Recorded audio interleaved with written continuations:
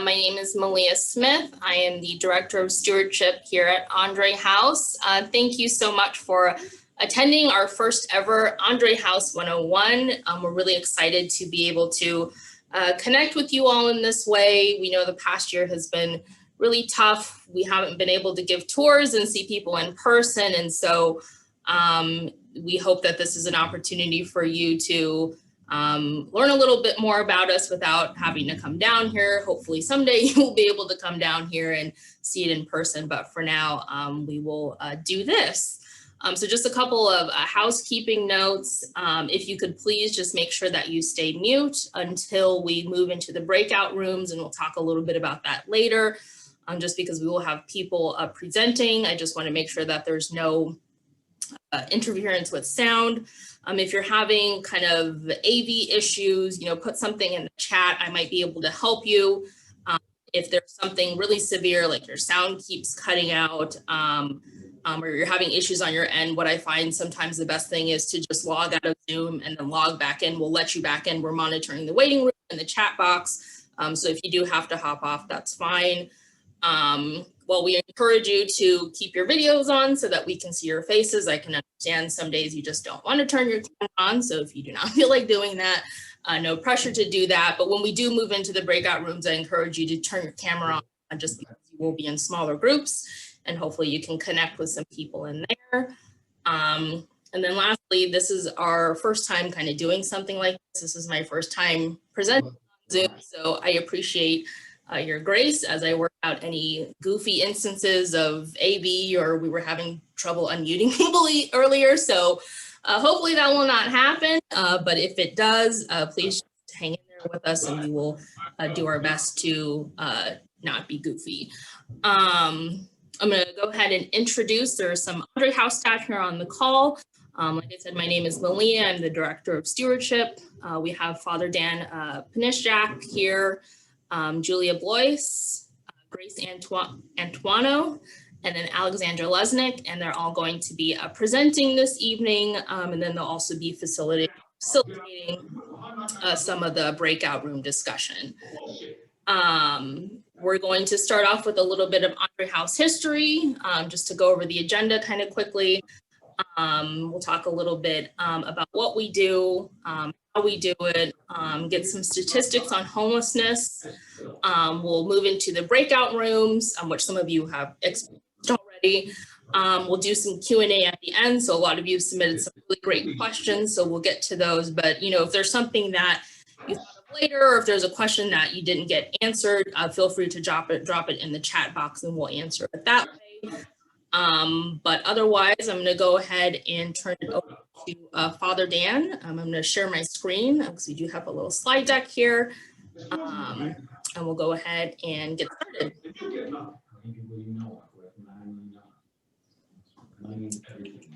I agree. And just a reminder, if you do have your sound on, please do mute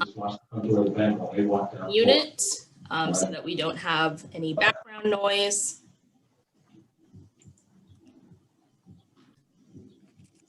All right, can you see my screen?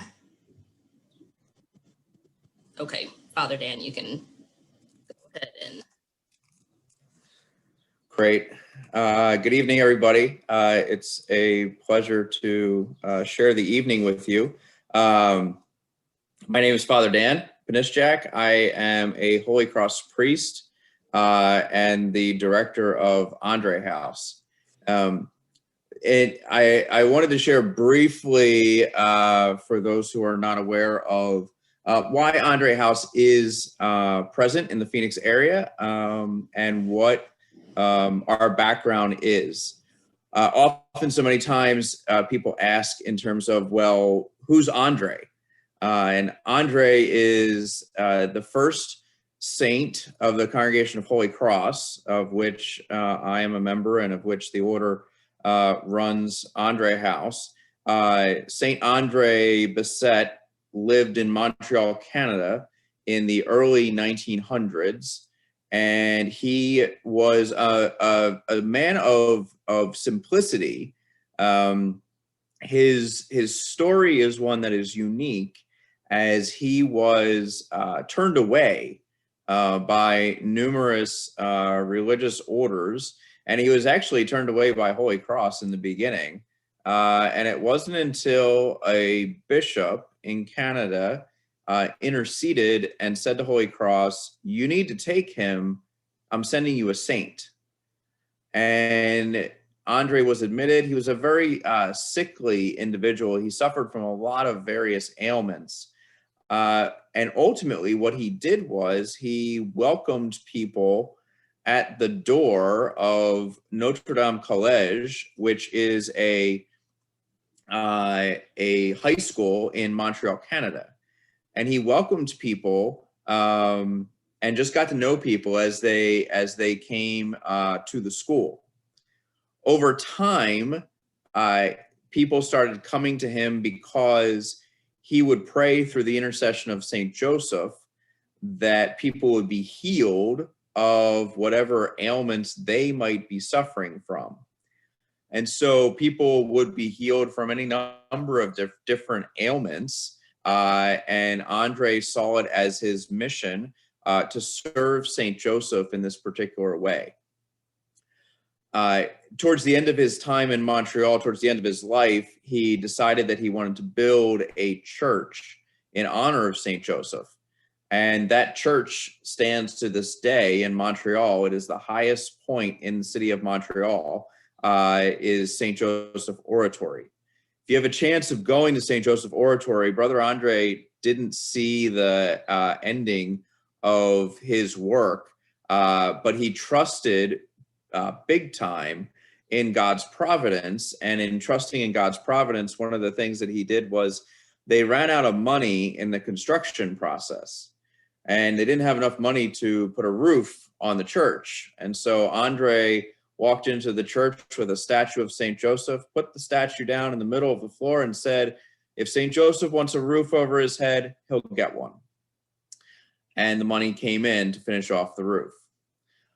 The building itself, if you go to visit there, there is a room that sits underneath of the main church, where there are thousands upon thousands of crutches and canes that people threw down when they were healed. And there still are miracles that occur to this day through the intercession of Saint Joseph, through the use of the oil that's burned in front of his statue. And we're very blessed. We actually have a person doing a year of service who has a direct connection to Andre in being healed in his own way as well. So Brother Andre welcomed people, which is what we try and do at Andre House. We are a ministry of hospitality. And so we welcome people just as he did. We welcome people at the door. The final thing I'll say is this, that one of the things that early on, Andre House was founded by two Holy Cross priests back in 1984. It was founded as a Catholic worker house where people could come in and sleep overnight and have their needs taken care of. It then expanded to serving a meal out of the back of a pickup truck, and soup was delivered to areas in Phoenix where people experiencing homelessness were located. And so our ministry then expanded and became what it is now, which is a ministry of hospitality, yes, but also we do a lot of other things. And so we do a lot of other services that we're able to provide for the needs of those that we serve. So I'm going to hand over the conversation to Alexandra, and Alexandra's going to talk a little bit more about what do we do and how we do it. And she'll be able to give some insight into beyond the hospitality piece, but also the services and what we can provide to our guests. Thanks, Father Dan. Can you guys hear me? I'm having the worst internet trouble probably that I've ever had on a Zoom call. But so just go ahead and send a message if you can't hear me. I've got a Zoom here, I'm Zooming everywhere. But what we do at Andre House, we provide basic needs services for our guests experiencing homelessness or in poverty. So our main ministry that we do here is dinner. We have dinner 6 nights a week. The one day a week that we're closed is Friday. And one of our core staff members runs each dinner service. So for example, I ran Sunday night meal service, and I saw some folks I recognize that have been actually Sunday volunteers. So hello, everyone. So we serve 400, 500, 600 meals a night. This past week, we've been up to like 675. So however many people are here, we serve them. So that is our first ministry and our largest one. We also have a clothing closet. I was just running our clothing closet this morning. Something that's really important to us at Audrey House when we run our services is putting as much agency and choice into the lives of our guests as possible.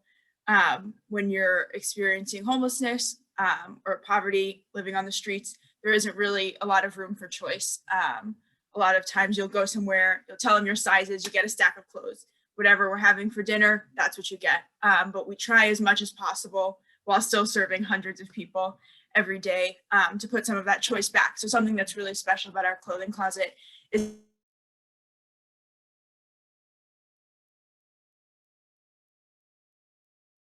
internet. They're able to shop around and pick out the clothes that fit their needs and their style. So that's a really special thing to be able to see people express themselves in that way and to help them with that.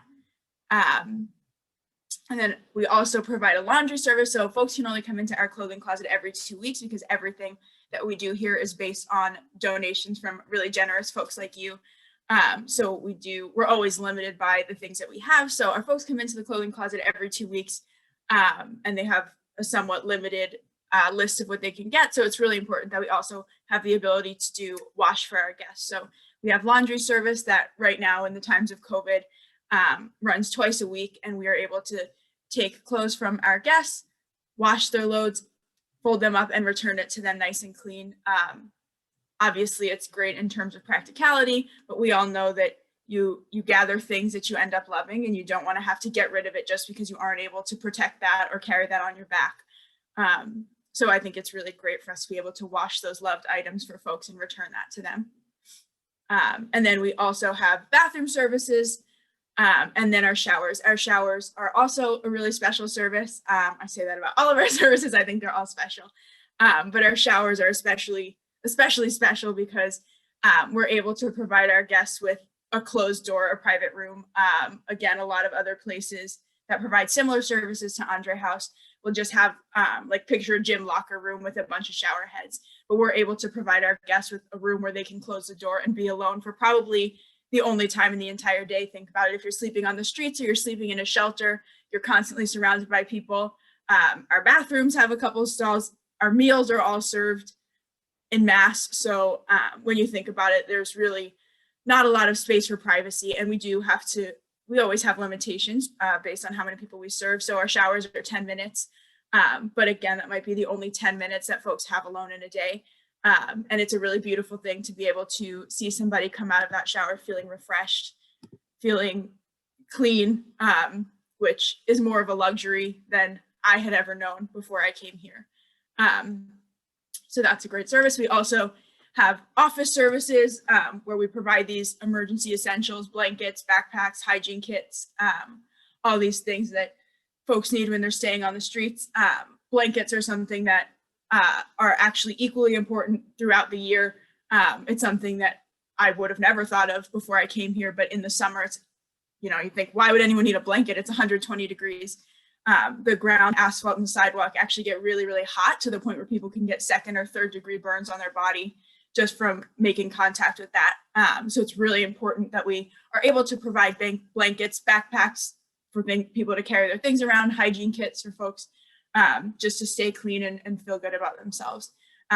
We also have, as part of our emergency essentials office services, we provide phone usage, bus passes, things like that, so that folks can continue making connections, work on housing, work on employment, things like that.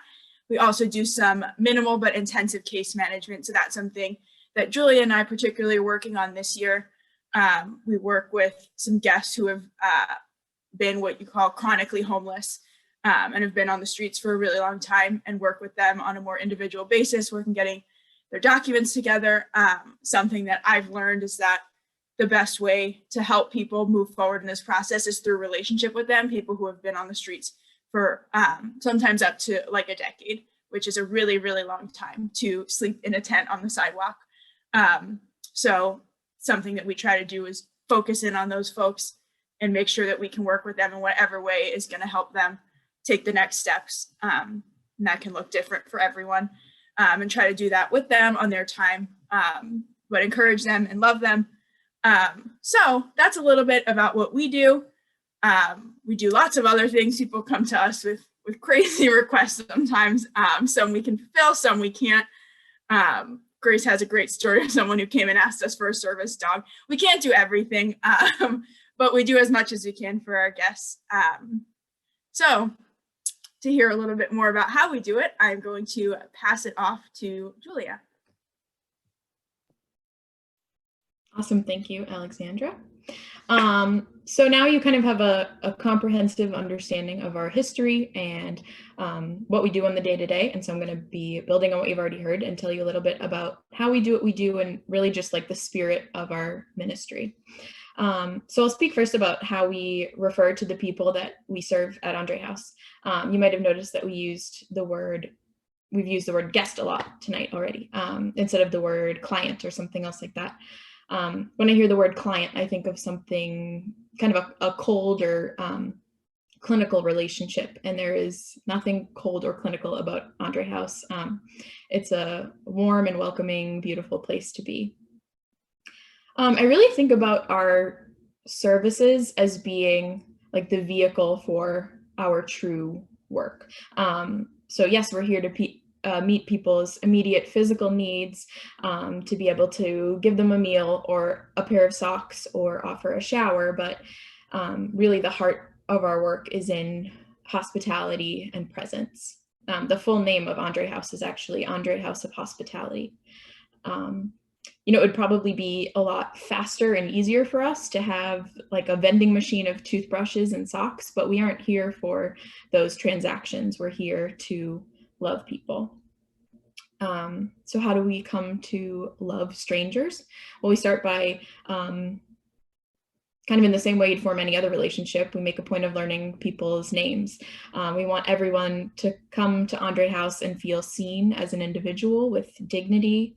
Often the most important stuff that we do during the day is just sitting with people and listening to them, getting to know our guests' names and stories, and laughing with them is really essential to Audrey House. I joke that my job is like kind of like being a professional friend most of the time. And so I'll go on now to speak about some of the values that we have listed here that I kind of think about as being under the umbrella of our mission at Audrey House, which we've adopted from Holy Cross, and it's written on the side of our building. It says, Audrey House, making God known, loved, and served. And we make God known, loved, and served really by knowing, loving, and serving our guests. So we advocate for our guests.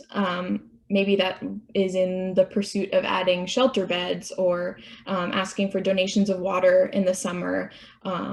Sometimes it's in a doctor's appointment with an individual guest. And knowing and loving and serving our guests, we often use our privileges and our platforms like our Facebook page to ask for the things that our guests need. And we are a community, not just staff members and guests, but donors and volunteers and community members as well. One of my favorite things to see is when, say, a dinner volunteer and a guest really hit it off, and the volunteer brings them a favorite ice cream the next time that they come to volunteer, or maybe gets them a birthday present. Or when a guest notices that a regular volunteer hasn't been in a couple weeks and asks about them. Something that we haven't been able to do in the COVID era, but that was a really formative experience for me in my first year at Audrey House was at the end of the day going to the men's transitional house that we operate and eating dinner that we just served to our guests with the guys who live at the house, hearing about their days and sharing stories about ours. We're really here for each other, and I'm excited to be speaking with all of you tonight and welcoming you to this community. Audrey House, of course, values compassion, which is closely linked with dignity.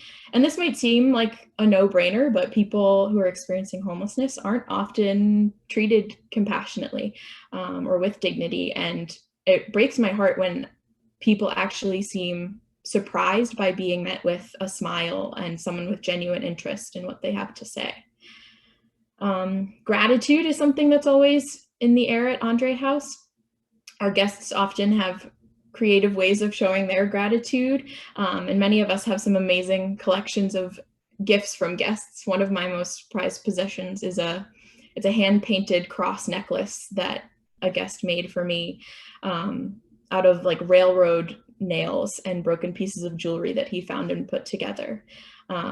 I ran into a guest on my way to work a few weeks ago, and he was so excited to stop on his bike and tell me that he had just dropped off some donations to Audrey House. He is recently housed, and he was able to save up some money, and he went and bought some like Tylenol and cough drops, and he was so excited to be able to give back. And he said that he did that because he remembers one day that some core staff members saw him outside of a McDonald's when they were getting ready to go through the drive-through, and they bought him a hamburger, and he had remembered that for more than a year and really wanted to repay that. And again, with relationships at the heart of what we do every day, we are grateful for our guests and our volunteers. I've recently thought about how 99.9% of the people that I know in Phoenix, I've met through Audrey House. Most of them are guests, and I love to be able to give thanks for them every day. I've already spoken a lot about hospitality, so I'll move on to servanthood and spirituality or spiritual growth. One thing that I heard Brother Richard say once was, I thought I should put my feet where my mouth is. I love that. Not your money where your mouth is, but your feet where your mouth is. So we have mass every morning and pray together as a community and reflect on the spiritual elements of our work and grow in the understanding of being like God's hands in service. We often reflect on Matthew 25, which I'm sure some of you are familiar with. It's the story in the Bible where Jesus says, you know, every time you fed or clothed the least of my brothers and sisters, you fed and clothed me. We strive to see the face of Christ in our guests when we look them in the eye every day, and we serve them with that in our hearts. So again, I'm really excited to be able to introduce you to Audrey House, a place that I love so much. And now I will turn things over to Grace, who will be giving you some more information about homelessness in Phoenix and Maricopa County in general. Hi, everyone. I'm Grace. I help work in the advocacy side of things through Audrey House. And so there are two things that I really want to cover kind of before we dig into these numbers and looking at the specifics of homelessness in our area. The first is that I think it can be kind of easy to get wrapped up in data and in percentages and in numbers. So just taking a minute to remember that the people behind these numbers are the people that we all on this call have grown to know and love very deeply, and that these are the individuals that we're encountering every day. Each number is a person either living in a shelter or living outside. So just kind of making sure that we all have that in the back of our mind. And then the second thing is I would like to explain that there's two different forms of homelessness. So you'll notice these two different colors here on the graph. The orange is indicative of unsheltered homelessness, and the blue is indicative of sheltered homelessness.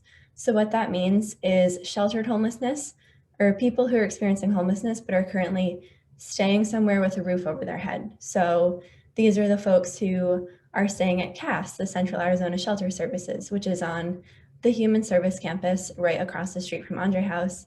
It's also counting folks who are staying in Overflow, which for us looks also across the street at what is really just mats on a dining room floor at the end of the day. But it is still a place that can be considered habitable for humans. And it's also folks who are in transitional shelters. So maybe what you might consider like a halfway house, something like that for folks transitioning out of homelessness. Unsheltered homelessness is the opposite of that. So it's, again, folks who are experiencing homelessness, but they are not staying somewhere with a roof over their heads. So these are the people that you see maybe in tents, maybe at bus stops. They are staying, the technical definition is in places that are not intended for human habitation.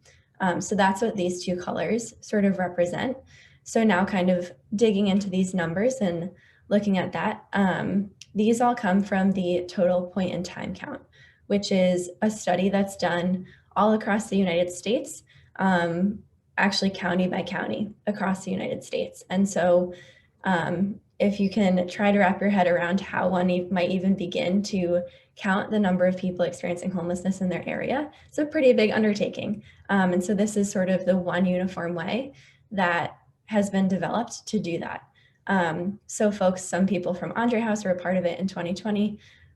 Folks will go out on one particular day during the year and actually have like a mile by mile square that they're covering in any given area, and then walking every alley, driving every street, and making sure that they're counting the people who are living there. So maybe you don't see a person, you see an encampment, you mark that down. You see someone who is sleeping, we obviously don't want to disturb them, so we'll just mark down that we saw a person there. If you see someone who is awake and willing to have a conversation with you, you actually take some time to get to know them and learn a little bit about their story, which can then lend itself to important demographic information later in looking at the data. So that's kind of how we got these numbers. It's usually one night in January all across the United States that this happened. Unfortunately, due to COVID, there was not one done in 2021 just because it was safer in terms of the second wave and everything that was happening then with cases rising. So I'm not quite sure how that data will look and how that will affect us going forward. But this is the most recent data that we have. And so these numbers are for Maricopa County. So you can see in total, there are 7,419 people experiencing homelessness. It's pretty evenly divided. We've got 51% who are unsheltered and 49% who are sheltered.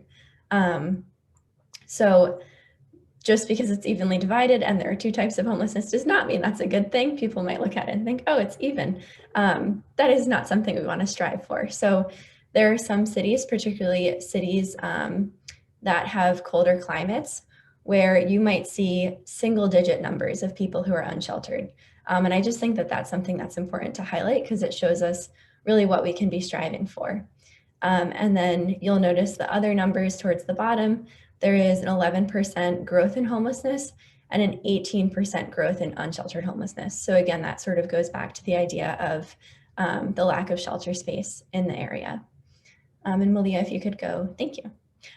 So chronic homelessness is another sort of overarching concept or topic that I want to define. Generally, it is what is used to call someone who has been homeless for one continual year. So this is not including folks who maybe they were experiencing homelessness for 6 months, were housed, that fell through, and then became homeless for another 6 months. That second time that they were homeless would need to be a full year before they were considered someone who was chronically homeless. And so what is really alarming about this is that in the past 5 years, we've seen a 119% increase in this. So again, these are not folks who were somewhere for 3 months and then were homeless for 3 months, were housed, and then became homeless again. These are folks who were homeless for an entire year and then fell into this category. And of course, once someone is in that category, they're not most likely to fall back into it unless it is the sort of situation where they've been housed before. So it's really just kind of doubling down on the homeless population, if you will. And then just specific from year to year. So again, we don't have any data for 2021 yet, but from 2019 to 2020, there was an increase in 28% for people experiencing unsheltered homelessness chronically. So that's a little bit about the numbers and kind of situating where our services play a role in this sort of overarching system of lack of affordable housing, lack of shelter. And now I'll pass it off to Malia for some particular and specific perspectives of our guests. All right, great. Thank you, Grace, and thank you everyone else for what I hope was a helpful presentation to everyone. Hearing that you learned something new so far. Grace covered unsheltered homelessness a little bit. And one of the things that we try to be really intentional about here is kind of dispelling the myths around homelessness, and unsheltered homelessness is one of those kind of great big question marks to the public. There's not like a ton of data about unsheltered homelessness, but fortunately we have a former staff member who put together a report specifically about people experiencing unsheltered homelessness, just because it was such a huge question mark. It was one of the barriers that we ran up against as we were petitioning the city for our new shelter. There were just a lot of misconceptions about people who are experiencing unsheltered homelessness. And so she did this really intensive study of 100 people experiencing unsheltered homelessness. And as she was kind of figuring that out, what she had found, we do a demographic survey every year. 45% of our dinner guests are sleeping outside. And then according to HUD, this is the definition of what unsheltered homelessness is. And Grace kind of already went over that, but basically it's anyone sleeping in a place not designed for or ordinarily used as a regular sleeping accommodation. And then there's just been, as Grace pointed out, a rise in unsheltered homelessness in cities across the United States. This is not a problem that's going to resolve itself. We need people who are going to step up and do something about it. And that's what we've been trying to do. And so as we do that, we know that the major barrier against it is just lack of education. And so before we jump into our breakout groups, I'm going to present a little poll. Hopefully this will work and not blow up in my face. So let's just give me a minute here. All right. So you should all be able to see the screen. I've stopped screen sharing. We're going to take a poll really quick. And you should see this pop up on your screen. So go ahead and take the poll. We'll give everyone about 30 seconds to go ahead and take it.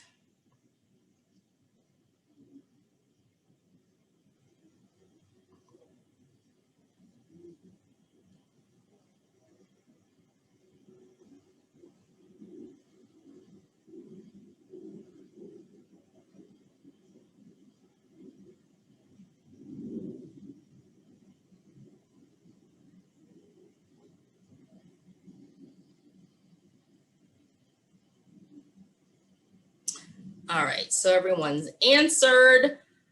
I am not going to reveal the answer here. You're going to discuss that in your breakout room. So for those of you who are not familiar with the breakout room, you're going to get an invite to join a breakout room. You will accept that, and then you will be moved to another kind of chat space. So there's nothing you have to do besides clicking yes or accept when you get the prompt.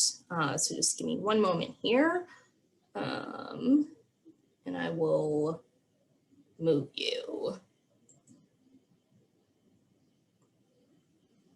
And then Father Dan, you're going to go to breakout room 1.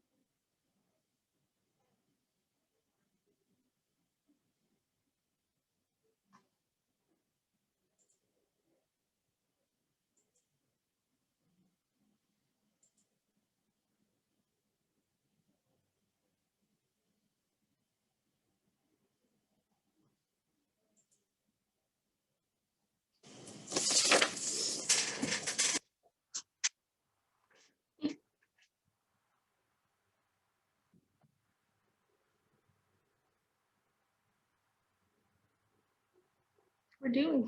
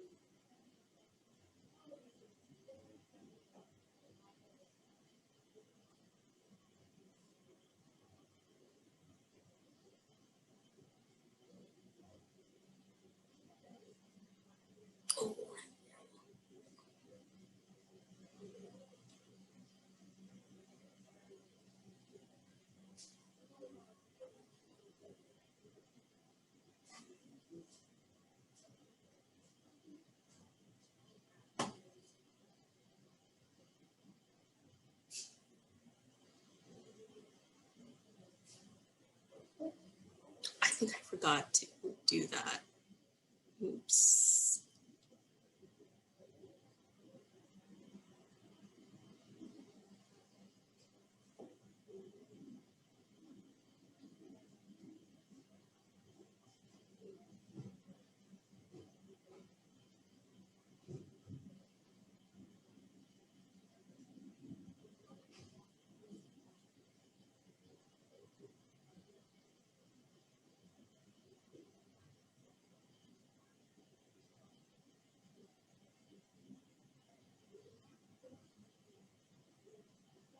Oh my God.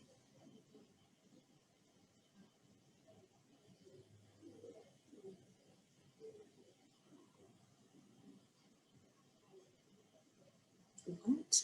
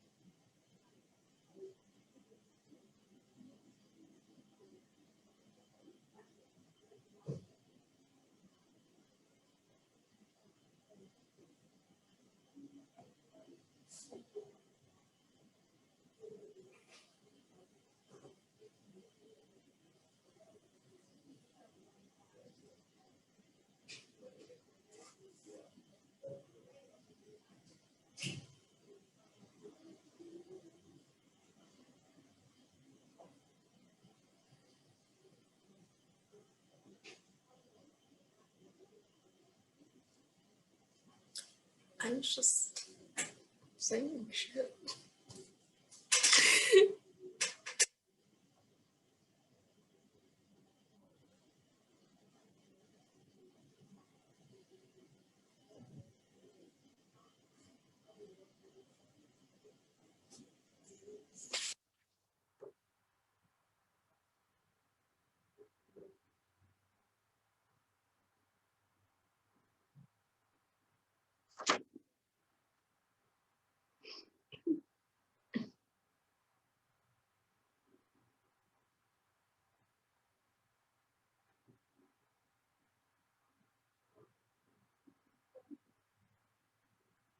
Still thinking about it.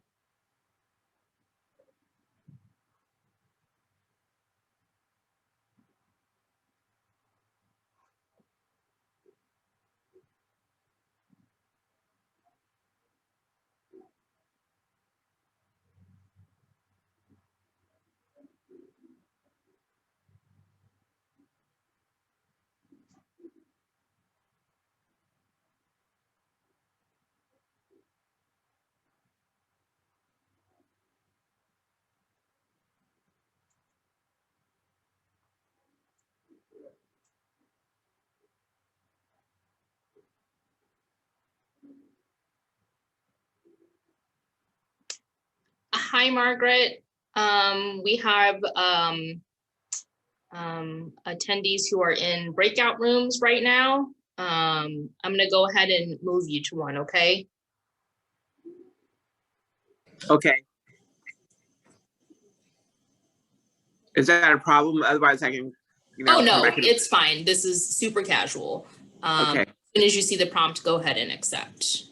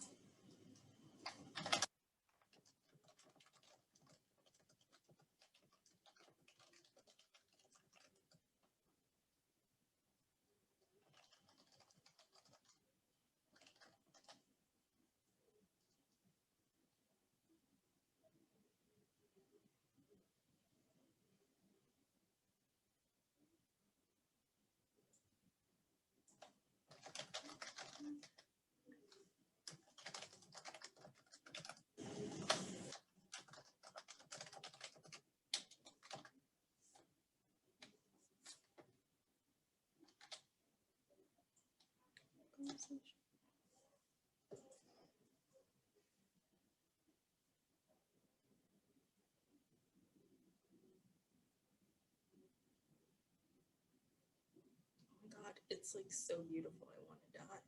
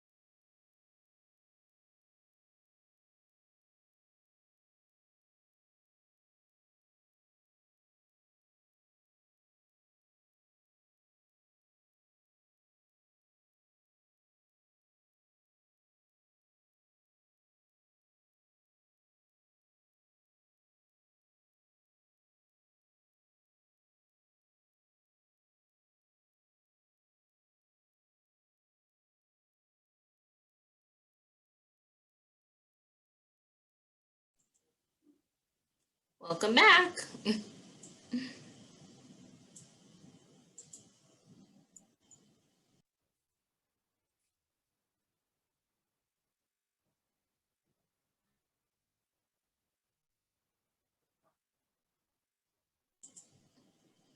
All right, we'll give everyone a minute to get back here. But in the meantime, if you have anything you want to share in the chat, anything interesting that you learned,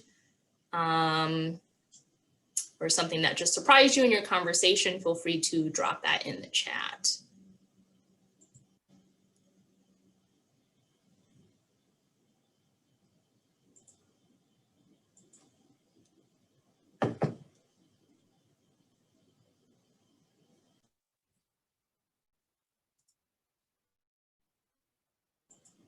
All right, I think everyone is back. So welcome back, everyone. Hopefully you enjoyed your conversation with everyone and learned something new. If you did learn something new that you want to share in the chat box or something interesting that came up in your conversation, feel free to share that. I'll go ahead and share the results of the poll, which you should already have the answer to. So again, the poll question was, what percentage of people experiencing homelessness would accept a shelter bed and assistance if offered? The answer, which about nearly half of you got, is 90%. So it's a lot more than people tend to think. What we hear a lot of is, well, no one on the street wants to accept a bed. People just want to be out there. And we know that that is patently false. So as we move into, we have about 10 minutes left here. So I'm going to turn it over to Father Dan, who's going to share quickly some things about what we're looking forward to this year. And then we'll get to the Q&A. We are running up against time here, so we may go over a little bit. So if you're able to hang back past 6:30, great. If you can't, we understand. I know that people do have busy schedules, so thank you for being here. But I'm going to go ahead and turn it over to Father Dan to talk about what we're looking forward to this year.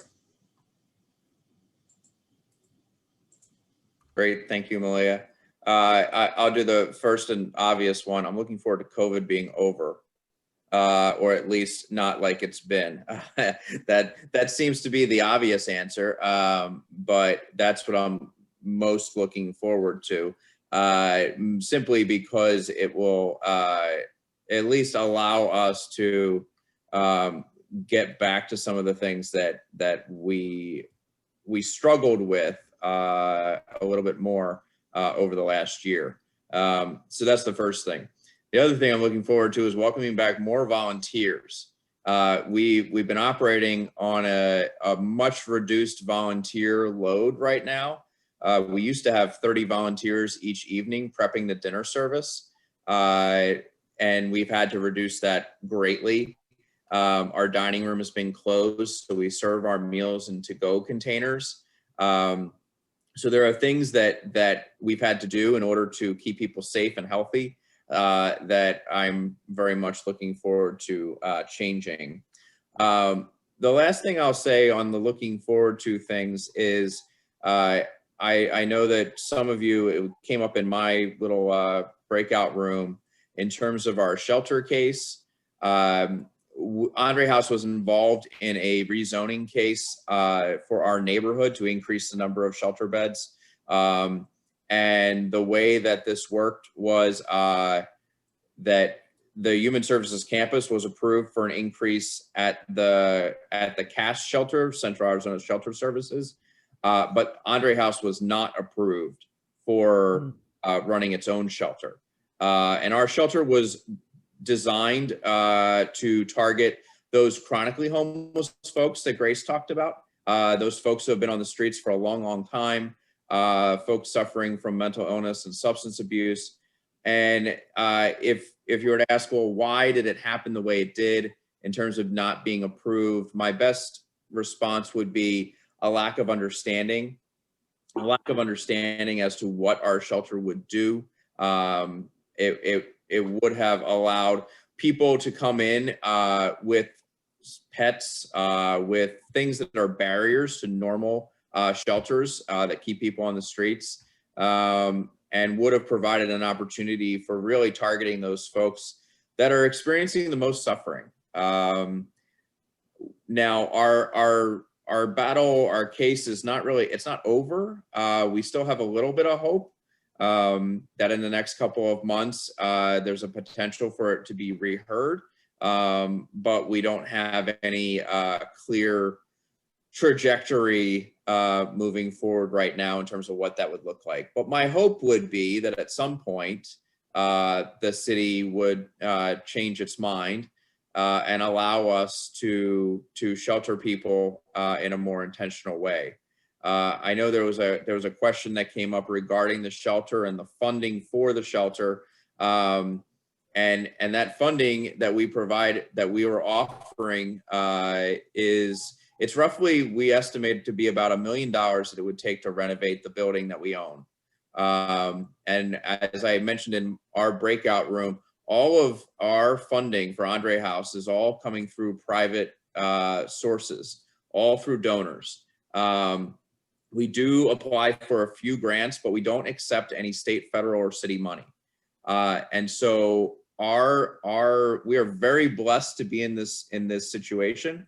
We have a lot of thanks to be offered to Brother Richard, who for many years was the treasurer and really kept the books managed very, very well. And so we're in a great position to give back to the community in this particular way. We just hope that we're given permission to do so. So that's what I'm hoping for. I'm hoping for the ability to get people off the streets so they don't have to sleep outside, and to give people the choice as to whether or not to come into shelter. That's my hope. All right, great. Thank you, Father Dan. We have about 4 minutes left here. So again, if you have to leave, go ahead and jump off. You won't hurt our feelings. I know we're running a little over time here, but if you can stay, we're going to wrap up with a Q&A. But before I do that, I'm going to go ahead and drop some links in the chat box to some of the things that we talked about today. So first you'll see the Unsheltered Perspectives report. If you're a data nerd, or even if you're not, this is a really comprehensive, wonderful report that was put together again by a former staff member, Ash Us. She worked really hard on this, and we're really proud of it. And it's just something that's going to be helpful, not only to us, but to other agencies across the country who are working with people experiencing homelessness, particularly unsheltered populations.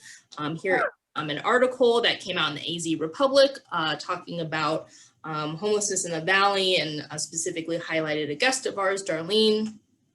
And then because we're going to talk a little bit about volunteering, I'm dropping our volunteer director's contact info in here. If you are interested in volunteering, you will get in touch with her. So people were able to submit questions before when you did your registration. So I'm just going to go through some of these, but if you have any that weren't answered, you can go ahead and drop them in the chat. So one of the questions someone asked was they were concerned about the amount of trash in the surrounding area, and they asked if we could enlist crews of Andre House guests to help clean up. So if you've ever been to the area of Andre House and you drive around, you'll see that there's just a ton of blight, and that is just symptomatic of people having to live on the streets. There's like a ton of trash. The city puts out trash bins time to time, but it's not super consistent. And so what we actually do, we have been doing for, I think, a little over a year, maybe 18 months now. We have been working with guests to go around and clean up the streets. And so we have our own crew. We use our own trucks and supplies. It's not like something that the city mandates, but we do work in partnership with the city to kind of keep the streets clean. But this is something that we do with guests and have them go around and clean up and pick up the streets around Andre House. There's really only so much that we can do, though. Again, this is symptomatic of people living on the streets day in and day out. And the problem isn't necessarily the trash. The problem is that people are sleeping on the streets. And so like Father Dan was talking about, one of the things that we're looking forward to this year is getting people off the streets, because blight is just such a small problem in comparison to, the human suffering that people are experiencing. The next question someone asked was, is it acceptable to drop off food or clothing directly to guests living in the vicinity of Andre House? And our general answer to this is, we discourage people from street feeding. It creates trash, and it distributes resources that are already available to guests in the area. So if you're coming down to an area like Andre House, where you have the Human Services campus across the street, people can get 3 meals a day, clothing, blankets, all of the services that we talked about. When people come out and then distribute more of those items, it just creates more trash, and it can just create issues as well. And so we encourage people to just support the agencies in the area. So if you do want to distribute those things, we accept blankets and clothing and backpacks and all the things that people typically want to distribute. We distribute those things, and so do other agencies across the street. So we would just really discourage you from doing that. And really the best way that you can help is by supporting the agencies who are already doing the work. One of the other questions someone asked were, are most of the guests served by Andre House locals or immigrants? We don't track this kind of data. It's not something that we particularly are concerned about, whether someone's immigration status. And we wouldn't be able to, and I'm not sure, I don't think this is where this question was going, but even tracking could possibly lead to some form of discrimination. And so we just take tracking out of the equation. We do not track someone's immigrant status. And I think the fact that we receive food from a Feeding America food bank prevents us from even discriminating on that kind of basis. And so everyone is welcome here. You don't have to be experiencing homelessness to get dinner here. We're not checking up on people's statuses. This is really just a house of hospitality where anyone can come in, and we don't ask a ton of questions. Do we provide job training? We do not, but our partners, St. Joseph the Worker across the street, help with job placement. And so we work in partnership with them. If we know of guests who are in need of employment, we will refer them over there, but we don't do any job placement or job training here at Audrey House. The next question are, how are services being provided during this pandemic?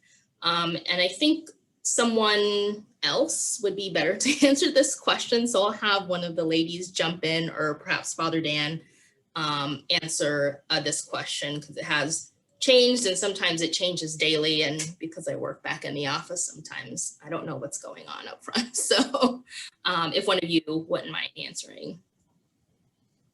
Yeah, I can take this as long as my internet's working, but as Father Dan mentioned, our volunteer base has been seriously limited.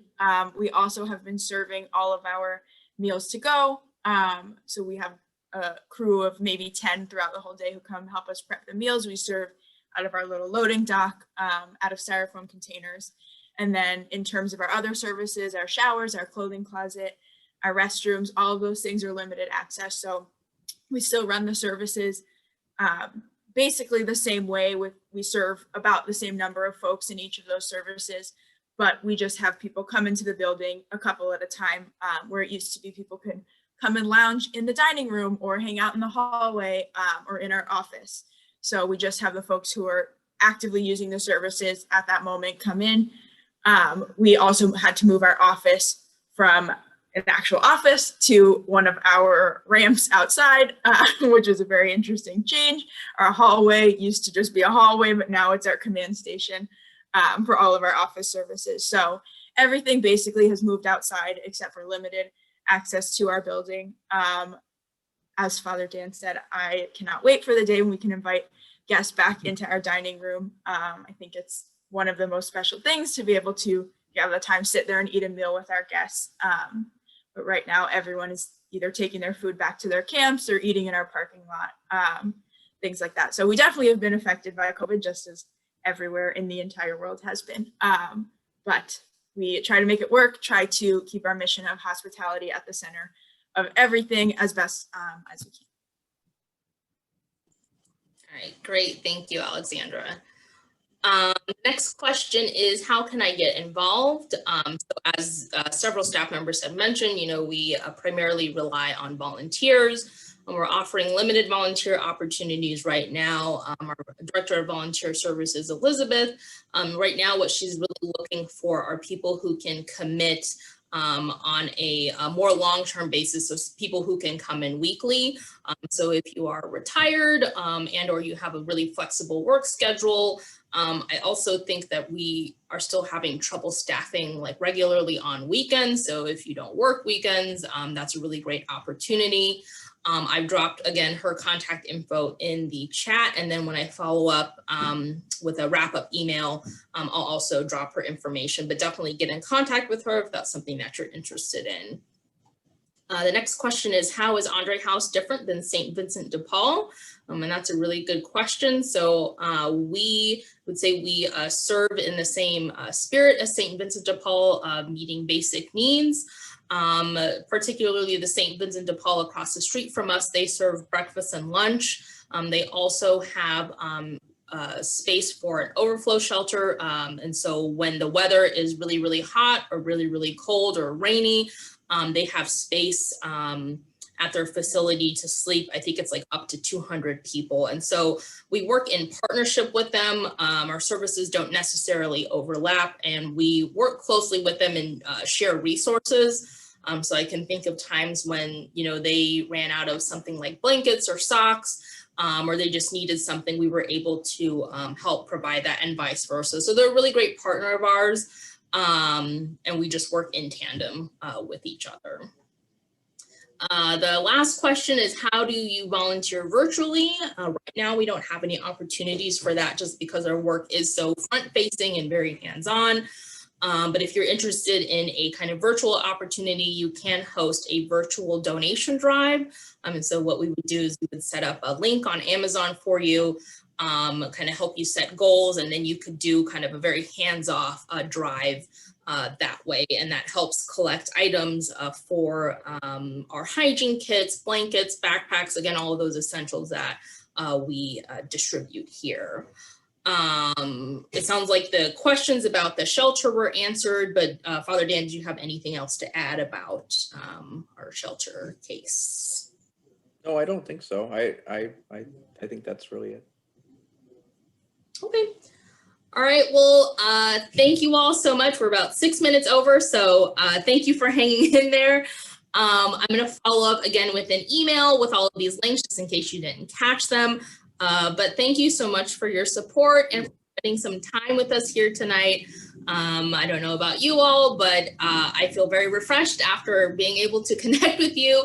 I hope that one day you'll be able to come down here and see Audrey House in person, because it is a really special place. And one of my favorite things to do is to give tours, because we can talk about, it's just so much different to be able to see it in person. So hopefully when everything feels safe and you feel comfortable, definitely touch base with me. I would love to be able to show you around. So if anyone has any questions, we'll go ahead and wrap up. I'm going to ask Audrey House staff to stay on, just debrief really quick, but everyone else, have a good night. And we hope to meet you in person soon. Good night.